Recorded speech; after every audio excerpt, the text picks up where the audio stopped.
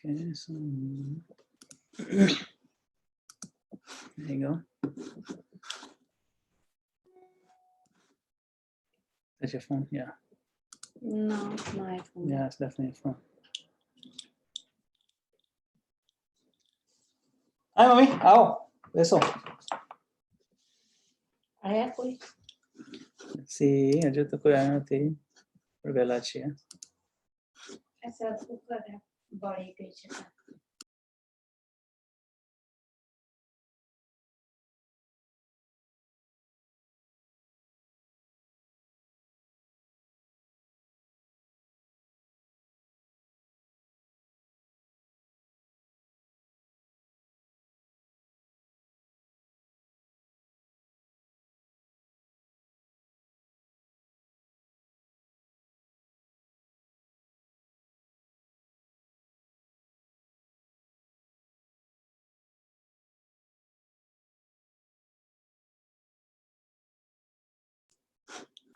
Haribol. Haribol. Haribol. I'm using iPad today.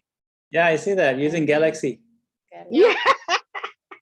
Yogi I'm getting good with the technology now. That's really cool. Learning. योगिनी बहन हाँ बोलो. खिसकोली एक गांठ लई गई खाई गई. Oh. હજુ આ નાખીને જ એ કરી તું ખાડો એટલો ઊંડો કરીને ખાઈ ગઈ. એ મારી બાજુવાળીનું ઈ ખાઈ ગઈ ખિસકોલી. Haribol, Priya. Haribol, Yogini auntie. Haribol, Priya. Mandakini auntie. Haribol. લઈ ચાલ તો बाहर कुछ कर. Haribol, Mansi. હરે કૃષ્ણ પ્રિયા.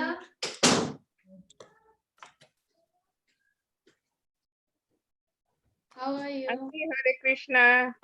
હરે કૃષ્ણ આંટી. અમાર પડોશી ને ઘેર ફૂલ બહુ સરસ આયા છે. ऐसा नजदीक. They are very cute flowers. Oh, in the garden. We can see so pretty. આગળ પાછળ નીવી રીતે લગાયા છે કે all season. Huh? Your neighbor? To be for B2B they are using this B2B they are mentioned JD. So Haribol, Ashish Prabhu. in some region like either in Europe or APAC they have JD adverts. Okay. And then what they said is All right.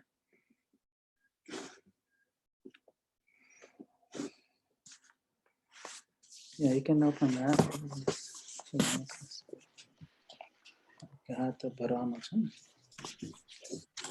Okay. So, who did the homework? I did the homework. Priya did the homework? Auntie I did the homework? It was difficult. Yeah, I know. It's 4 verses. You have to learn in a row. 4 in a row. Okay, let's say them. Auntie, tama karo. Who karu? Oh my God. Get started. Okay. Yada yada hi dharmasya glani bhavati bharata abhyuthanam dharmasya tadatmanam suryamya aham. Keep going. Okay. Pranaya. પરિત્રાણાય સાધુના વિનાશાય There's somebody else can do it. Yeah. The friend is taking over. સંભવામિ યુગે. Okay. Priya, you can do the next one. Do you know the next? Okay. Should I like start? Just recite it. Yeah. Okay.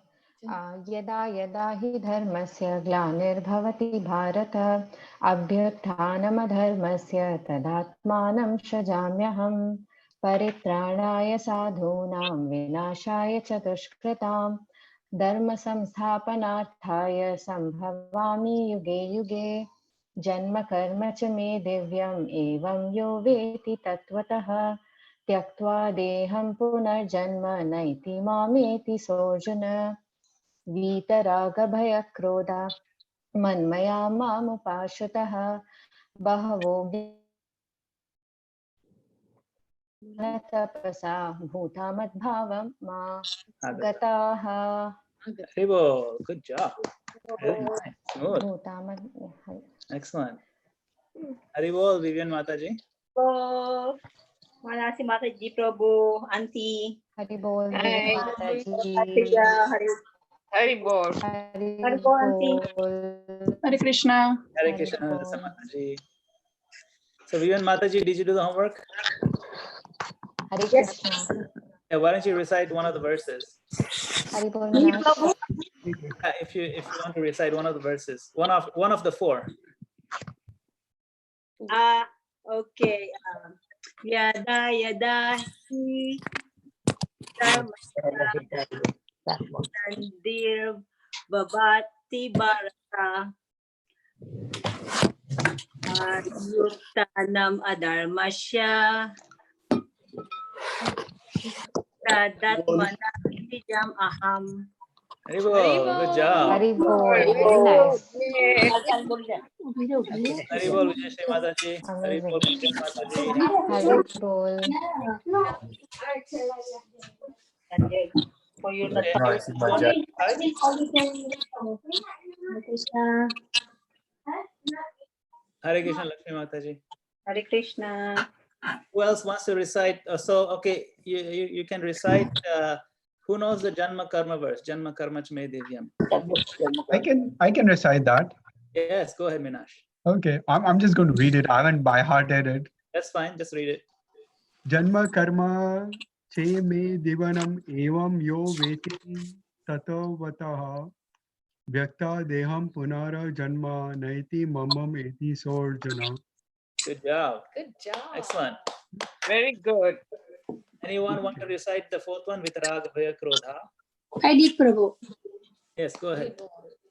वितराग भय क्रोध मन्मया माम उपाश्रितः बहो ज्ञान तपसा भूता मद्भवम आगतः. All right, wonderful. Okay, yeah. So let's get started. So we'll do the review. Prabhu, Shriya did one sloka. Yes, go ahead, Shriya. Shriya, come here.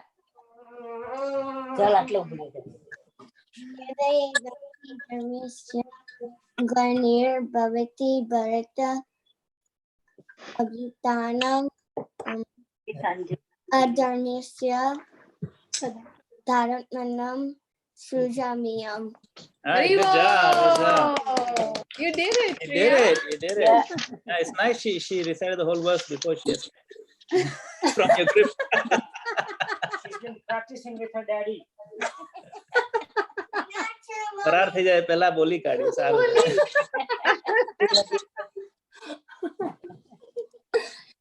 Good. Okay, so let's just recap a little bit. I'm going to share the screen.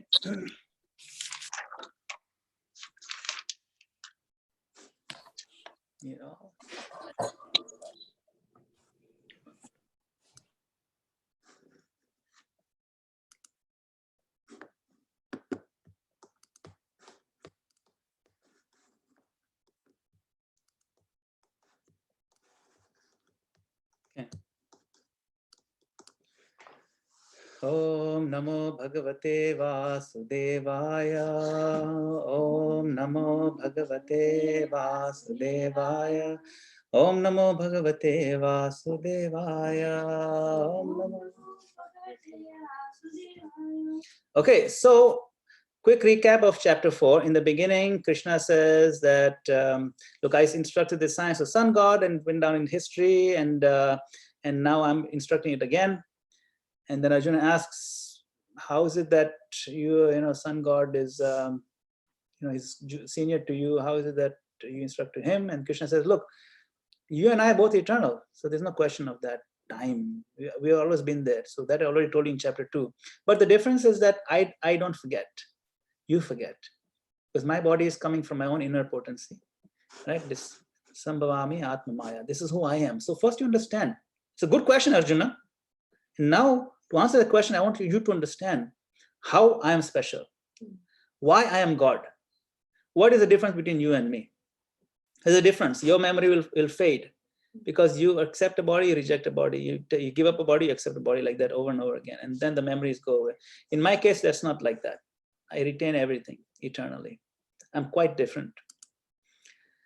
Then Arjuna asks, why do you take the trouble? Why do you keep coming? And Krishna says, yada yada hi dharmasya, that whenever this dharma glani happens, I come. And then to establish the morality, to establish the dharma, the wisdom, the jnana, and to clear the confusion, I come there. And how do you do that? Well, I kill the bad guys and I take care of the good guys. Good guys are my devotees, and the bad guys are those who are hurting my devotees, or they're being mean, or they're ruining the path of religiosity. Okay, so that's basically it. And then what about, okay, so you give this Gita knowledge, and do people actually take advantage of it? And Krishna says, yes, those people who understand Janma karma chme divyam, who understand that my janma and my karma are transcendental, they're divine. Divya means divine. Those who understand that I am divine, my birth is divine, my activities are divine, they themselves become divine, because they now elevate themselves to my platform, and they become part of my divine pastimes. See? And those people will not, what happens to them? They will not get stuck, repeated birth and death, but they'll join me in my eternal divine pastimes. That is the consequence of doing that. They easily achieve liberation, they attain me. And I welcome them with open arms. In fact, I'm just waiting for them. Okay? And then what happens to those who try to tolerate desires, but without any specific interest in you as a God? Then Krishna says, look, all the different paths that you see in the world, they're created by me. They're all walking on my path ultimately, you know. And then Arjuna says, yeah, but what about those who worship other gods, other demigods, the materialist people? Krishna says that, look, I am the one who empowers these demigods. I gave them their position. I gave them the ability to fulfill the desires of the materialists. Even that is mine. Nothing falls outside of my circle. Everything is under my control, my influence, and is ultimately my creation. And what about those who don't even care for the demigods? What about them? So even them, ultimately their careers also fall into 4 categories. In these 4 categories, I created them. Chaturvarnam maya shishtam. Brahmana, Kshatriyas, Vaishyas, Shudras. They're created by me. And different souls at different times fall into different categories depending on their choices and the different modes that they've acquired. Right? Then Arjun comes back to that same question. He keeps coming back. Why shouldn't I just give up my duty as a warrior and go for the higher path, just focusing 100% on you? And Krishna says, look, the social system isn't just for materialists. Even I take part in the social system, and he's given the reasons in the past. And the reasons is that I want to set an example. Most people cannot just change like that. And so to set the example as a perfect devotee, that you show your perfection even while in that particular ashram or the particular varna that you're in. Varna meaning the career that you're in. This way people be inspired, they'll have a role model to follow, and it won't be too shocking or drastic for them to try to give up what they're doing to approach me. They'll end up becoming pretenders and false renunciates. So don't encourage that. You set a good example. So then he says, how can you not get affected by this worldliness? He's asking Krishna specifically that, my Lord, you are doing all these things as a Kshatriya. How is it that you are not affected by it? And Krishna says the main thing is that I am not selfish.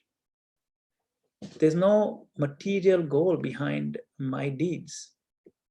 And therefore my activities, they don't pollute me. These karmas of mine, they're divine, remember? So not just me, but anybody who acts in the same mode, selflessly, you act without selfish motivation, aspiration, you will not be tied down by the worldliness or by the karmic reactions. Since ancient times, those who desired enlightenment worked first in this framework of mind. You should certainly do the same. Vitaraga bhaya krodha man maya mama pashita bahavo jnana tapasa putamad bhavamagata. Many have done, not just me. So then Arjuna asks, okay, something is still confusing me, my Lord. I find it very confusing that performing karma can free me from karma. Because The nature of karma is entangling. If I'm going to do karma, then I'll get more entangled in it. Okay. Then Krishna said, look, there are three types. Even the experts find the subject of karma very deep and difficult to comprehend. What is karma and what is not karma? Now I will erase all your misfortune by explaining this clearly. Karma has three types. Okay, remember there's three types of karma, or three types of activities, actions. What are they? Krishna lists them. One is called vikarma. The other is called just regular karma. And the third one is called akarma. So vikarma, or sometimes called bad karma, or wrong action. Wrong action means that activity which goes against all the principles of scriptural injunctions. It is sinful activities, things that we may like to do, we may find very enjoyable, but they're destructive. They're destructive to one's consciousness, destructive to society, they're destructive to the moral codes laid out by the Lord. So they're destructive and they're called vikarma. So most people in Kali Yuga, in the modern world, who are materialists, have their lives and their schedules filled with basically vikarmic activities, things that go against the principles of scriptures. I'll call it vikarma. Now this is interesting, Sanskrit-wise, the prefix vi means to intensify. Right? So if you put, say, shuddha, the word shuddha means pure. And if I say vishuddha, means very, very pure. So karma is that action which creates future bodies, future material bodies. That's called karma. And vikarma means it creates much more future bodies and much worse situations. Vikarma, it intensifies karma. Okay, so that is vikarma. The regular karma, just karma is work that you do that is within the parameters of scriptural injunctions. You know, so work, it has a reaction, it has material reaction, but it is not disallowed. It is not sinful, but it'll have a material reaction. You may have, mostly it'll have good reaction in the sense pleasant. You know, if I do an honest work, you don't cheat anybody, then maybe I'll get a higher planet in my next birth, or I'll get much more money in my next life. So it has material reactions. And those reactions are also binding. They're binding because what that means is, suppose I've done a lot of good karmas, and they're not spiritual karmas, they're just helping people materially or doing something mundane like that. Then to reap the fruits of that good karma, to reap the benefits in terms of material benefits, I have to come back again and again to make sure I get what was owed to me. So that is karma. Now the third one, which is the highest, is called non-karma or akarma. Akarma is devotional service, devotional activity for which there is no reaction that binds us to the world. It's called non-karma, which is why it is called akarma means non. Okay, so you got vikarma, which is sinful activities, karma, which is regular material activities that generate some reactions. Vikarma generates very bad reactions.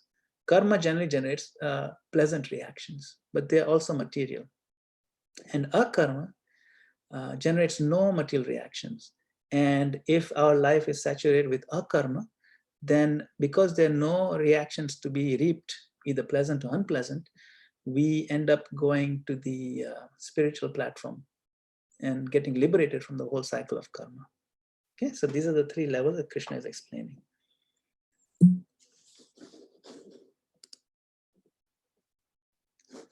Okay, so we talked about pious action, which is karma, forbidden action, vikarma, and non-action, which is akarma. Now the motivations. Okay, we talked about reaction. You get pious reaction, negative reaction, and no reaction. But the motivations for pious action. So this is what differentiates, is what is your motivation? The motivation to do pious action is that you're attached to some material goal. Motivation for forbidden action is also attachment, but attached to the immediate gratification. I don't care what happens in the future, but I need to chew this tobacco right now. It feels really good to me. Now that is a very negative thing to do. It is sinful, it is hurtful to my body, it is poisonous, and it also encourage other people to do the bad things, the same kind of thing. So it's forbidden. So that's also attachment. But non-action, the motivation is love, loving service. That one has developed love for the Supreme Lord, love for the devotees, love for all the living entities, compassion. So that is the driving force. That's the motivation for doing akarma, Krishna consciousness, Krishna conscious activities. And what are the implications, or what are the results? So in pious action and forbidden action, in both cases, the result is bondage. In one case, the bondage is golden. In the other case, the bondage is iron. Very painful bondage, forbidden action. In pious action, the bondage is very pleasant, but it's still bondage because we get stuck in the cycle of birth and death. In non-action, the result is transcendence, liberation from the bondage. Okay, so then Arjuna says, the first two types, they're not difficult to understand. Pious action and sinful action. I understand that very well. Vikarma and karma, I understand. Right action is to be dutifully responsible and wrong action is to be irresponsible. I get that. But what is this akarma? What is this inaction that you talk about? That seems elusive. Inaction sounds like no action. At the same time, you tell me to act, right? What is this inaction? Krishna explains that inaction can exist within action, and action can exist within inaction. When you become wise enough to see this, you can achieve inaction even in your worldly deeds. So what is the difference between this akarma and karma, or inaction in action and action in inaction? It's like a tongue twister. It's a very interesting verse in this 4th chapter. And you can see that in the 2 pictures over here. Arjuna is fighting this battle. He's moving all his muscles. He's running around here and there. He's pulling on the bow. He's shooting his arrows. He's slicing people's heads off. That is a lot of action. In fact, that's a definition of action. If you made a movie out of it, that movie will be called an action movie. It's all about action, right? Action. Yet, because his motivation is to serve the Lord, his motivation is to uphold dharma, to please the Lord. It is devotional service, and therefore it is inaction because it generates no reactions. So the key is, what does it generate? If it generates a reaction, then it is action. And if it generates no reaction, then it is inaction. That's all. Now, on the other hand, you see this other guy who's meditating. He's not moving at all, barely breathing. But his mind is dwelling on all kinds of sense gratification. So his motivations are materialistic. And so in that case, you see action in inaction because it generates future material bodies. It generates karmic reactions. So this is an example of action in inaction and inaction in action. That's the verse. So Arjuna asks, action and inaction are opposites. How can one exist within the other? Come back to the same picture. Krishna says, if you cast out selfish motivation, so it comes back to the same point again and again, selflessness. If you cast out selfish motivation from your deeds, the fire of wisdom consumes those actions. They become inaction. So now remember in the beginning, he says you have to synthesize the wisdom with your activities. When you synthesize the wisdom with activities, the fire of wisdom, the fire of proper spiritual understanding, the fire of selflessness in acting on that platform without any motivation, ulterior motive, that fire will burn the reactions, which renders all your activities in the category of akarma or inaction. So now Arjuna asked $1 million question. Fine, but how can I give up the selfish motivations? In theory, it sounds very good to be selfless, no problem. When I'm actually in the field, consciousness quickly becomes saturated again with selfishness. We may go in with all good intentions. But when you start doing it, selfishness creeps in. How can I give up selfishness? So then Krishna says, if you remember the last time, similar thing.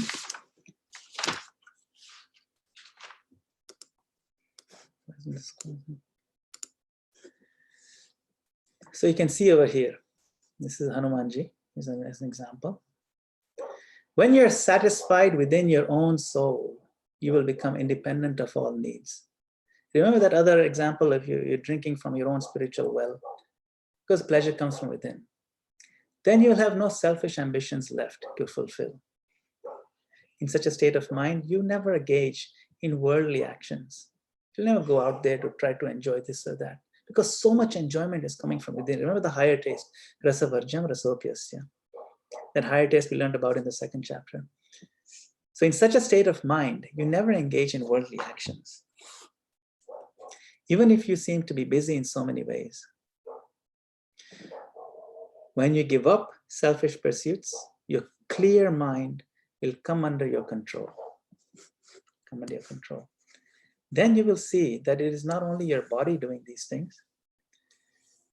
You are inactive, quote unquote. You're not implicated in worldly reactions. So the key again, and Krishna is basically repeating that point, the key is to find satisfaction from within. Spiritual platform. Arjuna says, well, anyone can say, I don't desire anything. It is merely my body doing all these things. I don't really want it. I'm just doing it because I need to do it. How do we know that they are being sincere? Or forget about them. How do we know that we are being sincere? Forget about other people. That's another problem. You know, mind is so tricky. Yeah, see, I read Bhagavad Gita, I know everything. I'm going to do my career without having any motives. How do I know I'm going to be sincere when just because I said it? How do I know?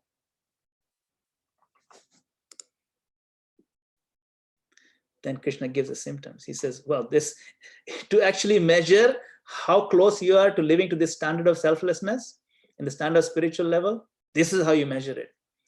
If you are sincerely inactive, you're following the platform of akarma, you'll be satisfied by whatever destiny provides, genuinely. And thus will see success and failure as equal accomplishments. Such sincere persons are never implicated in the worldliness of deeds. So now a person, say he's a farmer. If 1 year he makes a huge crop and makes lots of money and everything is just wonderful, he'll be satisfied.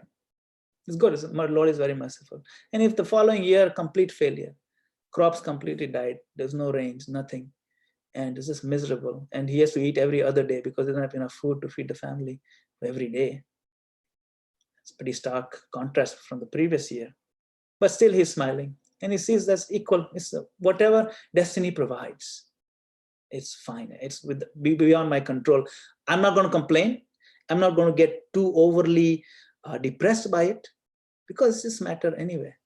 So if you see a person who is equipoised in successes and failures, that is your measure of how sincere you have been when you first went into it. Now, if you're too shaken by either too much success or failure, then you know that you weren't there for selfish motives. So the test comes after. Test comes in your reactions. Test comes in how much you're complaining, how much you're irritated, how much you're depressed, how much you're burnt out by the external reactions. If you're equipoised, calm and cool in the face of adversity, that is your test to see whether you were sincere to begin with. That is the test to see whether you're actually tapping into the well of spirituality in your heart to find the satisfaction within. When your mind operates in clarity and knowledge, you will naturally abandon selfish motivations. You'll naturally abandon them. Because now you know what is what. Then your work becomes a sacred sacrifice. Whatever you're doing for the higher good. You're doing, one, to set an example. Two, to maintain your family and to maintain other people. That is a very wholesome motivation. And three, that you want to use those fruits to serve the Lord. So it becomes a sacrifice because you don't want it for your personal gratification. And that dissolves your karma and grants enlightenment. Two things happen. Karmic reaction get dissolved because your motivation was pure, and you'll get enlightenment. Means you get further wisdom. All right. So we can pause over here. Is that okay? We're on page 23, and we can open it up for discussions or questions. Yeah, I'll start with the question. Sure. I mean, when I think there was a mention of akarma is considered the highest form of service, and vikarma is considered a negative or an opposite form of service. Not service, actions. Actions, Yes, rather. service is a different concept. Okay, action. So when somebody is doing service and from your own heart, all your thought process is, okay, I'm doing vikarma service, or vikarma action, I'm not expecting anything in return. But to a second person, it might be like, okay, why are you doing this? Their thought process would be that although you think it's akarma, but they might be thinking in the vikarma terms that why would a person be doing this action? What is the need for it at this point in time in life?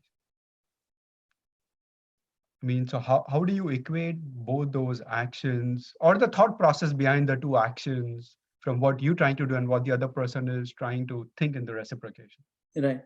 So what makes a particular action akarma versus karma or vikarma is, as Krishna explains, your motivation, not the perception of someone else. See, someone else may perceive you to be doing something selfish. And the third person will perceive you to be doing something selfless. Suppose you, Minash, are working very hard to build a temple for Krishna. One friend of yours will say, oh, that Minash is so selfish. He wants name, fame, and glory. He doesn't really care to build a temple for Krishna. He just wants his own name to be there. So then when the temple is done, he can claim, see, I did it. And then another friend of yours will say, oh, that Minash is so selfless. He's so pure-hearted.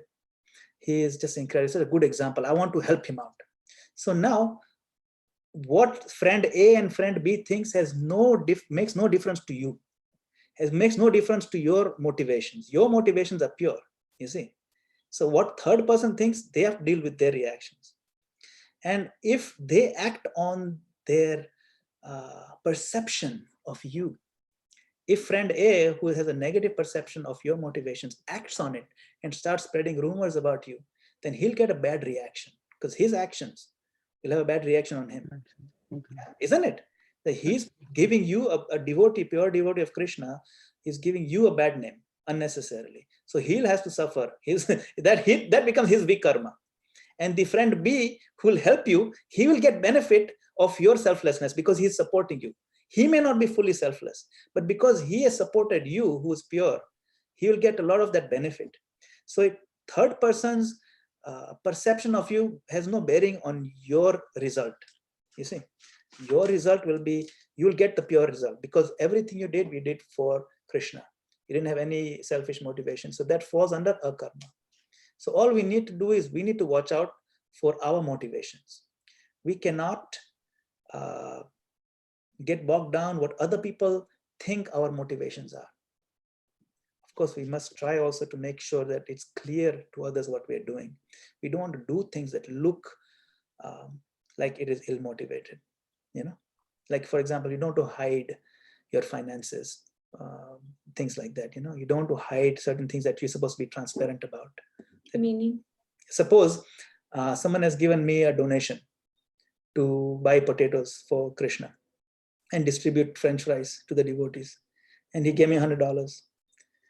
Now, out of the $100, how much oil I bought, how much potatoes I bought, if I'm not transparent about it clearly, then someone may doubt, wait a minute. So it is my duty when I'm representing, say, a temple, for example, then it's my duty to make sure I post regularly. This is how your money was being spent. So then my motivation is pure, whether I reveal it or not. But if I reveal it, it's easier for people to not doubt me, you see. So certain things help clarity, transparency, especially when we're doing things in public service, I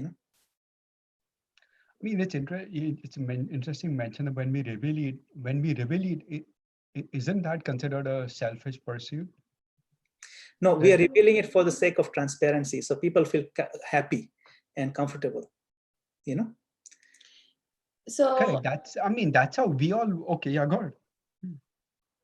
you mean on an institutional level and he means on a personal level. So these are two different platforms. Oh, no. Even on the institution level, when we say, since we know we would love to support any pursuit with, with the utmost devotion that we can, but that to a third person could be like a selfish pursuit, right? Or to another person from an organization or an institution standpoint also could be selfish, right? That, okay, look at this and how they're building it versus how the other person are doing it. The only reason why this selfish pursuit and the inactions that come with it do more harm than good, right? And again, it's all perception driven thought, right? Nobody is ever going to express it and at a face value that this is how they thought about it.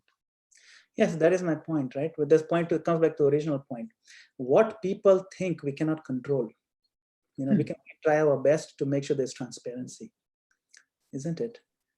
So when you've done your due diligence, see, what comes in the mode of goodness is diligence, not laziness. So if you do a due diligence in serving, and due diligence means providing the proper transparency, communicating your line of thought, communicating your motivations, communicating your plans to the right people at the right time, and making sure that things get done as much as possible, and that you are not in it at all for anything selfish. If those things you put in completely, from that point onwards, then you have to leave it to the Lord. There'll always be people who will doubt you, and there'll always be people who will support you. So at that point, then becomes too complicated trying to think who is thinking about me, how, you know what I'm saying, right? Other people. Right. Oh yeah, I completely agree. Yeah, I was just when I read those points and I'm like, it just had these questions. But you get the point about other people's perceptions, right? Correct. Yeah, it doesn't pan out in the ultimate sense of things. Yeah. True. Mm-hmm. Thank you, Minash Prabhu. Padma Mataji, you had a question? Hare Krishna, Prabhuji. I probably am going to ask a very stupid question right now. I'm still confused about this question. So we are saying that inaction is good in terms, as long as you're not, looking for any external benefit or reactions, actions, and things like that. And we're also saying that any prayer I do for materialistic to the demigods is also not that very good to me, and those are considered as selfish, right? And now I'm praying to Krishna because it is good for my soul, right? And with talking consciousness to other people also, saying that this is beneficial. I mean, this is beneficial. It's a desire. At the end of the day, it is a desire to be with God or to reach Krishna, isn't it? So why is that not considered as selfish? I mean, it's selfish for the soul, isn't it? I'm little. Okay. So let me just understand your question. So when you say, why is that not considered selfish? What do you mean by that? Because we use our not only our mind, our body for doing those activities, say a prayer or a puja or a service activity you're doing. Let's say I'm cooking at the temple. I am using my body and mind to do certain activities which are materialistic at the end of the day, but the goal is towards reaching the God. So I'm a little confused in terms of if I'm doing some things which is benefiting my soul is also a part of me, isn't it? Is my soul me? In that case, I'm benefiting somewhere, right? Isn't it a desire? Yes, a good question. So the struggle in understanding this particular point is because we sometimes tend to separate actions in material and spiritual. It's important for us to distinguish which is material and which is spiritual, right? So my body is material, but my soul is spiritual. If I use my body, say my hands and my intelligence, to cook for the Lord, then a number of things happen. The action becomes spiritualized. It is no longer material action. My body, during the time when I'm cooking, is actually considered spiritual body because I'm using 100% for Krishna service. My mind, to the extent that I'm thinking that this will be nice, Krishna will like this halwa, he'll like this puri, and I'm thinking that this will please the Lord.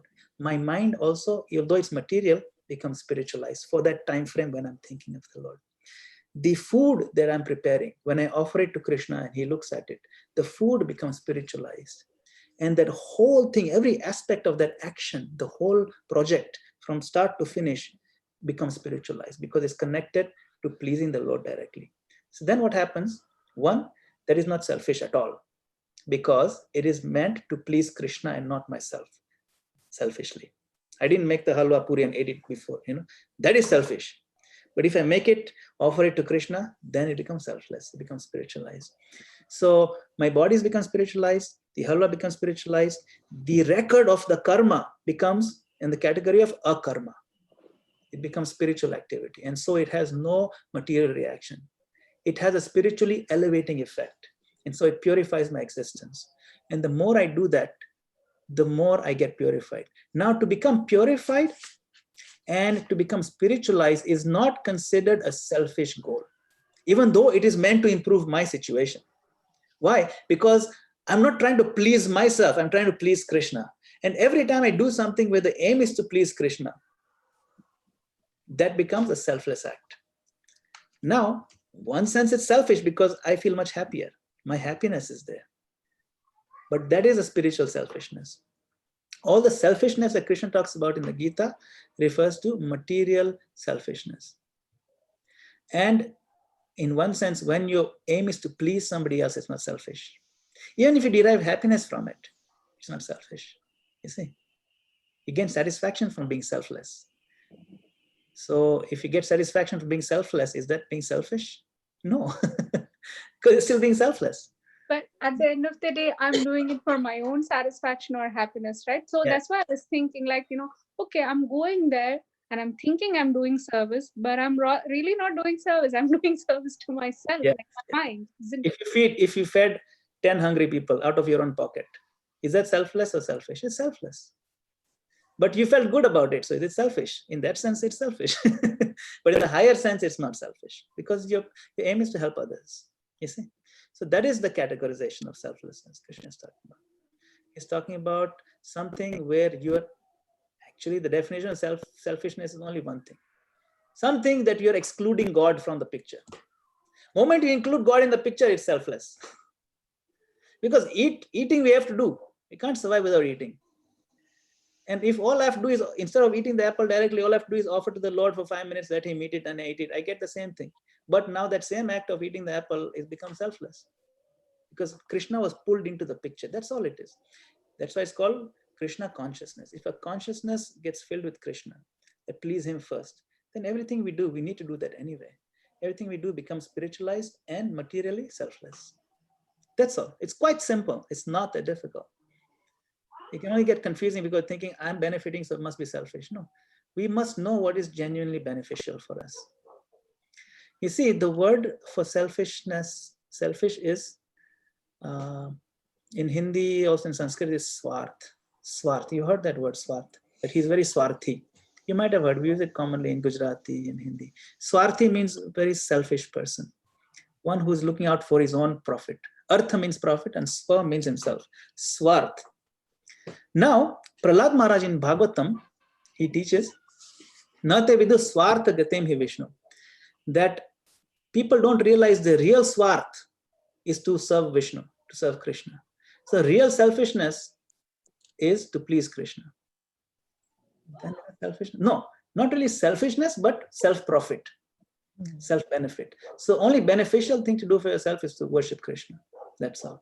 It may appear selfish, but that falls within the category of transcendence. I hope that's clear. As we move along, it'll get more and more clear. Right? Okay. We have a question from, thank you. We have a question from Lakshmi Mataji. Go ahead, Lakshmi Mataji. Just a comment, I guess. And I guess the main thing that in anything that we should do, we should always keep in mind that we're just a vessel, and we're working under him, and he's making us do things, and that'll take away the attachment and make us attached to our karma. Yeah, that's a good point. That's a good point. In fact, Krishna will mention that later on down the line. Nimitta matra chin, that become an instrument, like you say, a vessel. So what does that mean to be a vessel? How do you implement that in practice? It means that in Arjuna's case, to perform his duty, but recognize that his success is by Krishna's ultimate sanction and will. That when he wins, it's because Krishna wanted that to happen. So Krishna says, you be an instrument of my will. How to be an instrument of my will? You listen to what I'm saying. Now, how can you and I, who don't have Krishna in our house right now, how can we listen? How can we be an instrument? Krishna is not telling us, okay, now you do this, you do that. We can be an instrument by following his guidelines that he's given in the scriptures. That means this way we align ourselves with Krishna's will. So the more we align ourselves with Krishna's will, the more we become, like you say, a vessel for his will to be done. See? And that purifies us, because then our aim is to please Krishna. It makes it selfless. It fills us with wisdom, and we'll do the right thing because we're following guidelines that he has established. Sometimes it may be hard for us to do, but we do them anyway. And so it pleases him. So yeah, that's a very good point. And Krishna will bring up that concept repeatedly. A good point. All right. Yes, go ahead, Priya Mataji. No, I was actually thinking on what Padma Mataji and Lakshmi Mataji said. Like when you said that we keep God as our focus and do any of the activities that would fall under akarma, right? Even if we do a worldly activity, but with the ideal of pleasing the Lord, that's akarma. So if I were to do any worldly activity that involves service to people, but with the concept and the idea that by doing this, I'm helping, and and ultimately that's also pleasing to the Lord, because service to mankind, service to God. So if I do seva with that thought, then that would be a karma, right? Or would that still be selfish? No, that is selfless, definitely. But service to mankind we have to understand, are we actually serving? So there are many things that go on in the world under the label of service to mankind. Yeah. And there's so many NGOs and so many people who talk about how much they're helping. Exactly. And sometimes it's very confusing, because when as an outsider, when I see it, I feel like, okay, that's very inspiring, because sometimes I feel like, okay, that's really inspiring, that's really nice of them that they're going out and they're helping. But then at the same time, I remember my dad tells me that when the right hand gives, the left hand should not know. And I was just thinking, Minash, I think commenting something on a similar line about us proclaiming how we help also is a selfish thing.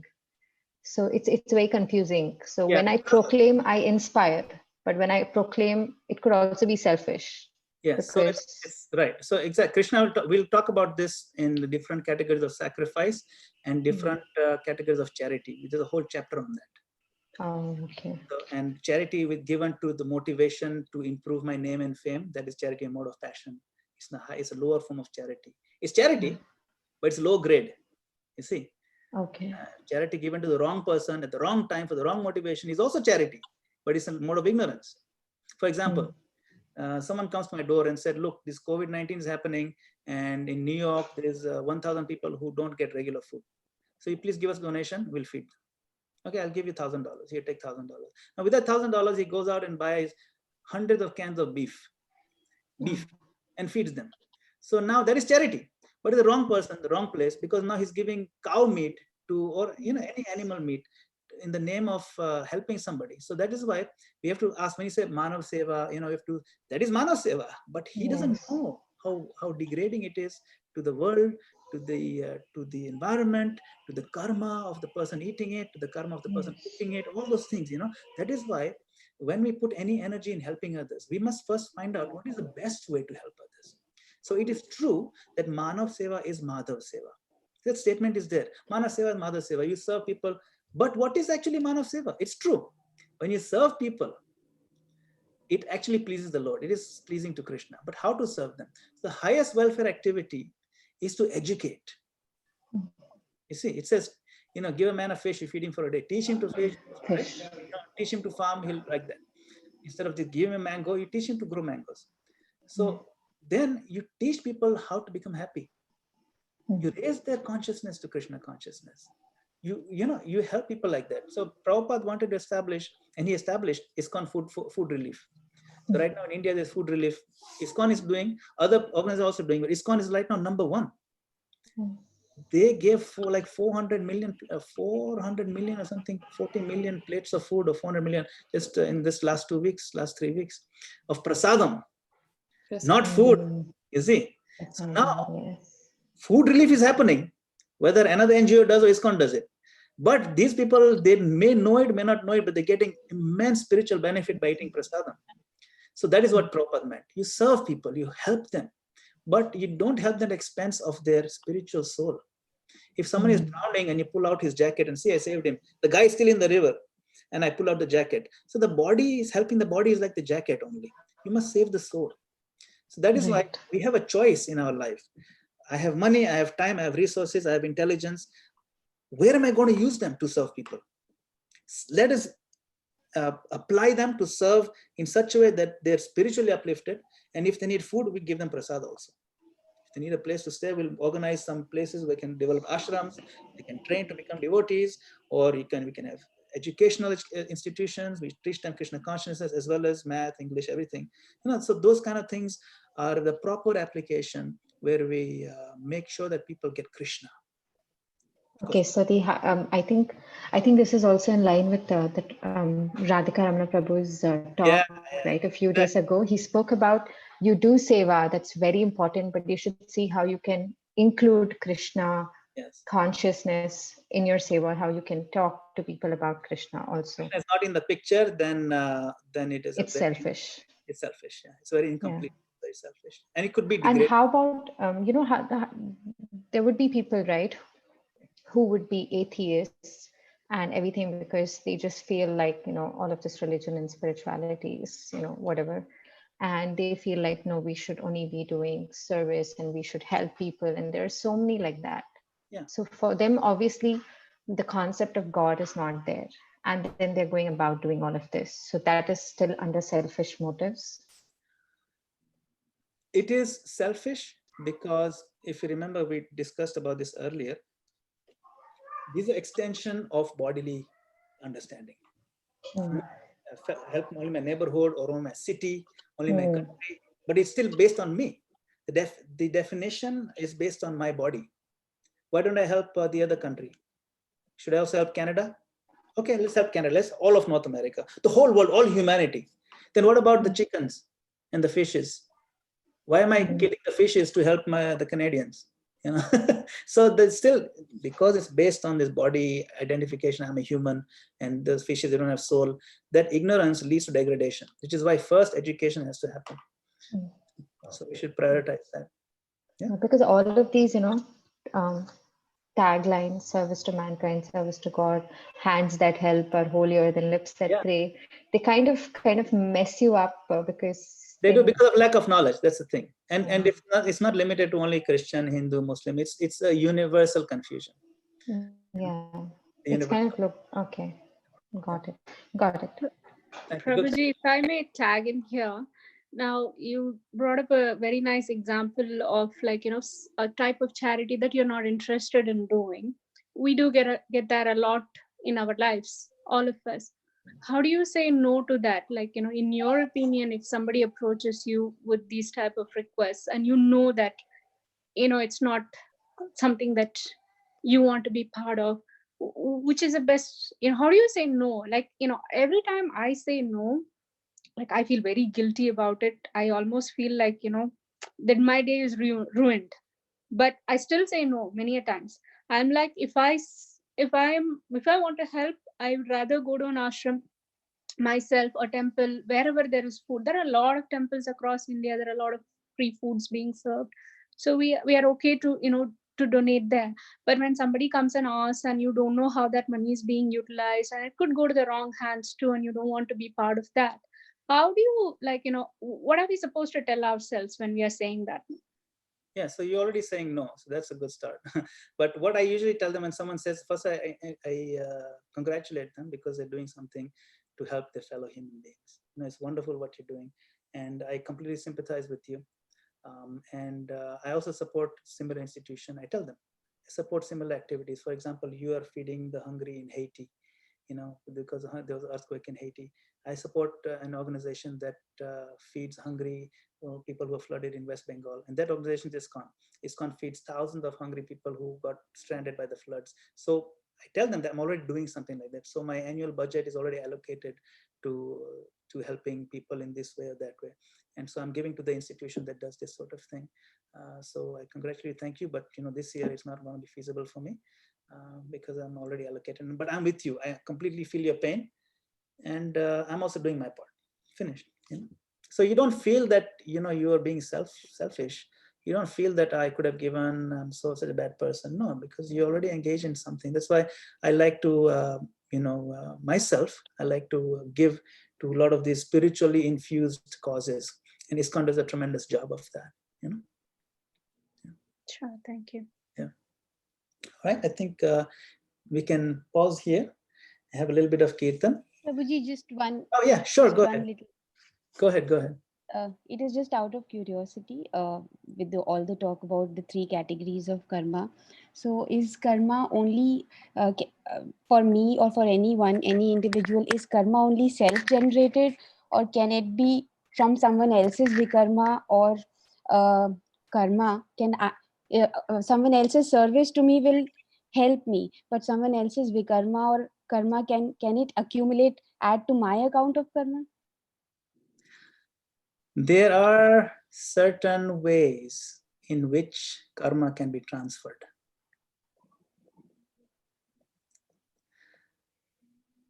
Can't remember, maybe I just want to see what there is, but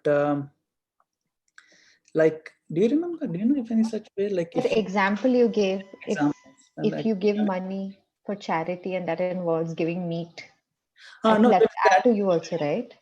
There is that, but I think if someone has done something bad and then you go and broadcast that person's bad qualities, you get some of their That is true. Usually sometimes sometimes they say that associate, like when we talk about association and how sangha, the good association is important.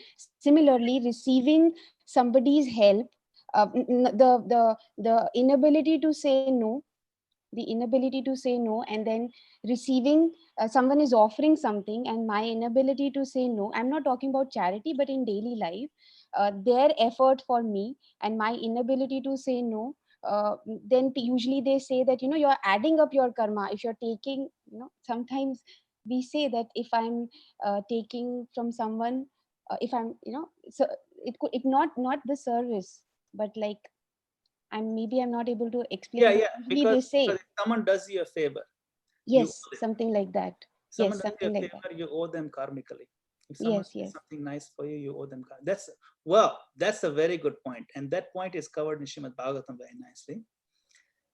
That one. Anyway, there's a verse that says that you owe a debt to your pitris.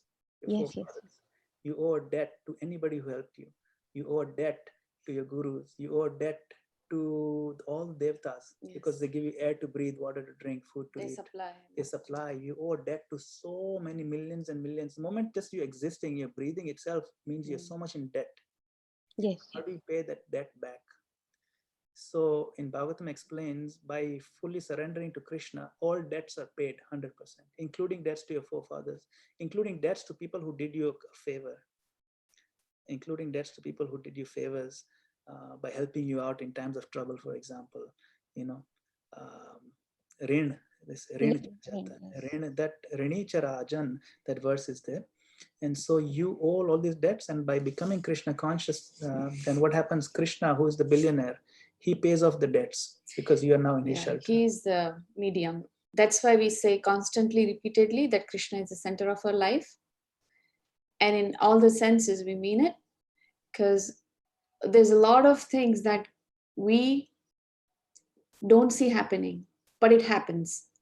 A lot of these are about experiences, and maybe at some point in our life, if we feel, and that's why Krishna consciousness, it's all about practicing and realizing. It's like a perfect science. How you trust in Krishna, how you bring him more closer to yourself, because he's the Supreme Personality of Godhead. And you must have heard about watering the root and all branches get the nutrition. So this is the same concept. Now, I may not be able to go and thank my forefather who has planted the mango tree, of whose fruit I am taking. Or I may not be able to go and thank the farmer who has planted the seeds in the soil and those grains I'm taking. Why we have this process? Because all these people who are included in the offering, all these people who we constantly pray for, they get their shares, they get their proportions. Living and non-living, both, wherever they are. I mean, nobody ceases to non-exist, but wherever they are, it reaches them. Okay, listen carefully to this verse. Okay, this brings the very good point, and I was inspired to find the verse. I found it. It's Srimad Bhagavatam, 11th canto, chapter 5, text 41. Devarshi bhutapta niranam pitranam na king karo nayam rini charajan. You see the word rini, right? Sarvatmana yah sharanam sharanyam gato mukundam parihritya kartam. So I'll read the translation. It's a very beautiful verse. O king, one who has given up all material duties and taken full shelter of the lotus feet of Mukunda, that's Krishna, who offers shelter to all. See, Krishna is one offer shelter. He is not indebted to the demigods, so the debt is paid off. Great sages, ordinary living beings, relatives, friends, mankind, or even one's forefathers who have passed away, because we owe all of them. Since all such classes of living entities are part and parcel of the Supreme Lord, one who has surrendered to the Lord's service has no need to serve such persons separately. The debts are paid off. Of course, this doesn't work for paying off the mortgage of your house. I'm a devotee of Krishna, why send me mortgage bills? Not that. See, the Rini Charajan, yeah, I'm your Rini, I don't need to pay you anymore. So certain things it doesn't work, but I'm talking about the subtle debts that we owe, like you're mentioning, right? Right? Okay, good point. Thank you very much. All right, we'll do a little kirtan now. Here's the, we'll play the katha. Okay. So everybody, I hope everybody got a chance to do the homework a little bit. And a lot of devotees already recited the mantra.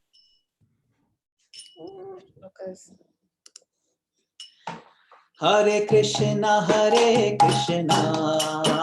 Krishna Krishna, Hare Hare, Hare Rama, Rama Rama, Hare Hare. Hare Krishna, Krishna Krishna, Hare Hare, Hare Rama, Rama Rama, Hare Hare. Hare Krishna, Krishna Krishna, Hare Hare, Hare Rama, Rama Rama, Hare Hare. Hare Krishna, Krishna Krishna, Hare Hare, Hare Rama, Rama Rama, Hare Hare. Hare Krishna,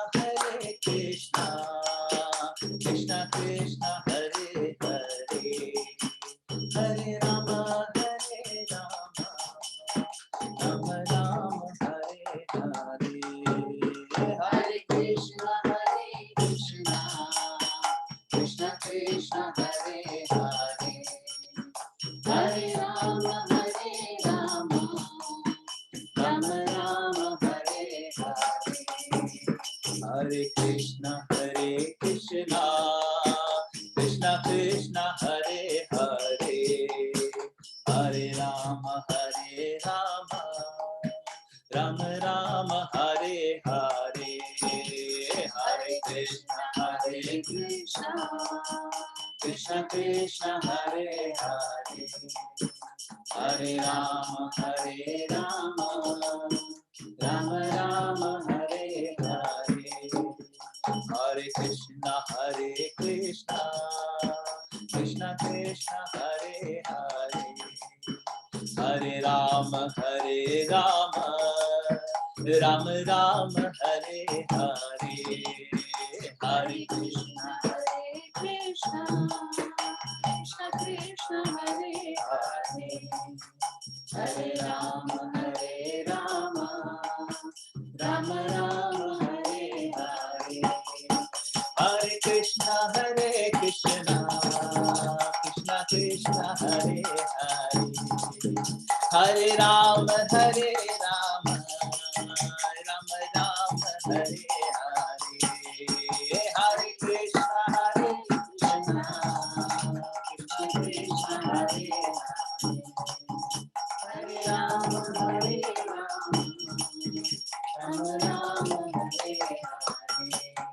Jaya Prabhupada, Jaya Prabhupada, Jaya Prabhupada, Jaya Prabhupada, Jaya Prabhupada, Jaya Prabhupada, Jaya Prabhupada, Jaya Nitai Gaura Hari Bol, Hari Bol, Hari Bol, Nitai Gaura Hari Bol, Nitai Gaura Hari Bol,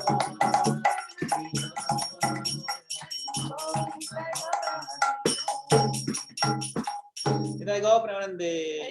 Hari Bol. Krishna, thank you. Thank you. Hey, Bol. Thank you so much. Krishna. Thank you, Lakshmi Prabhu, Mataji, Jai Prabhu, Priya Mataji, Lakshmi Mataji, Hare Krishna. Hare Krishna. Kinti Mataji, Hemi Bol, Hare Krishna. Jai Hare Krishna. Krishna. Hare Krishna. Krishna. Thank you. Hare Krishna. Mataji, thank Hare you. So Krishna. we will see you again. There's no homework today. No homework today, but you finish the rest. Well, the homework is you finish reading the rest of chapter 4.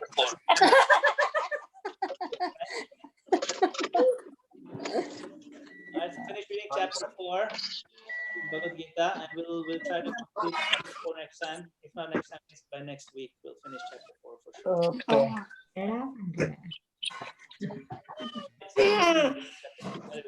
Gopal ki Jai. Hey.